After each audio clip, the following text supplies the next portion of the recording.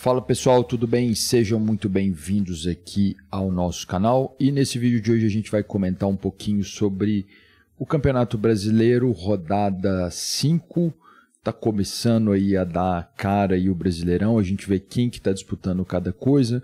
Palmeiras na liderança, um novo líder, de certa forma eu sabia que o Palmeiras era um candidato a título, mas não esperava que o Palmeiras fosse ser tão consistente aí nesse comecinho.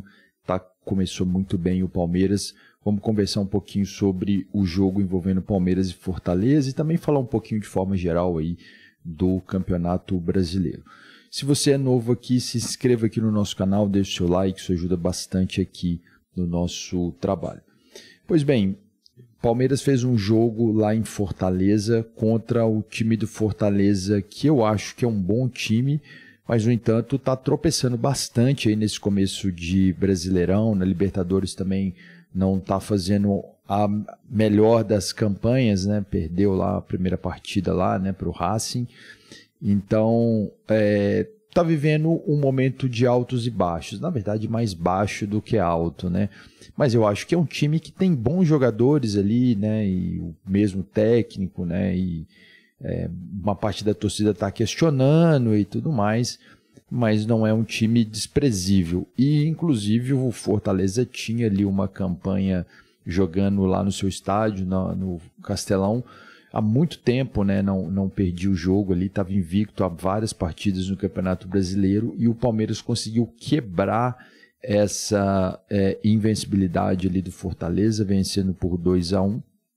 Foi um jogo onde o Palmeiras abriu o placar, fez 2-0, depois o Daverson fez o 2-1 e ali no finalzinho do jogo teve uma pressão, né, o gol do Fortaleza saiu no segundo tempo, teve uma pressão do Fortaleza para empatar o jogo e inclusive teve um pênalti no momento decisivo ali do jogo que poderia ali terminar o jogo de empatado, né, e o goleiro do Palmeiras fez uma grande defesa ali, né, mostrando que é uma liderança, que é um cara importante ali, garantiu a vitória. Realmente foi uma defesa muito boa, muito importante ali no momento decisivo ali do jogo, né, e inclusive para a questão da liderança do campeonato, né, se o Palmeiras tivesse ali empatado naquele momento ali, não teria ali essa supremacia, a questão de confiança ali do elenco, né?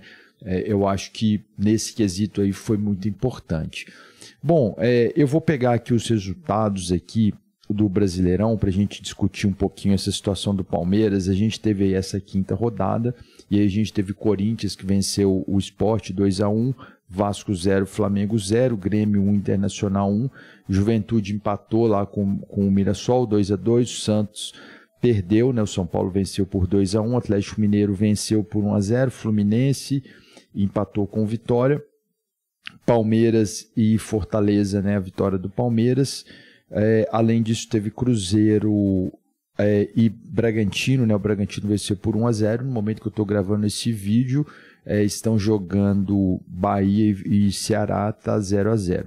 Bom, no começo lá do campeonato, né, a gente discutia muito essa questão de quem era o candidato a título.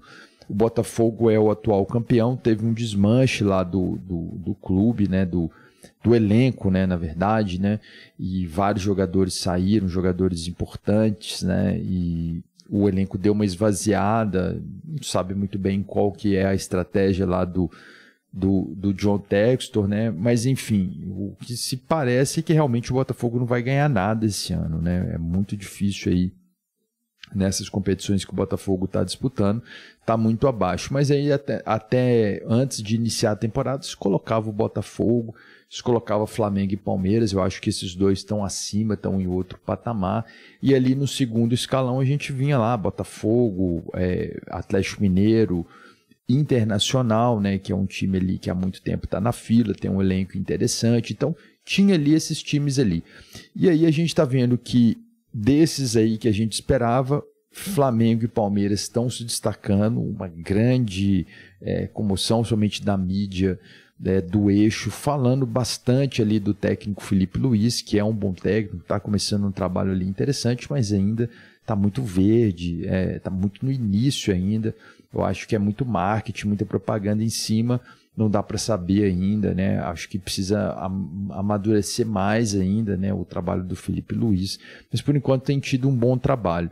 Mas, no entanto, mesmo o Flamengo e o Palmeiras, que estão lá na parte de cima e tal, são times que oscilaram.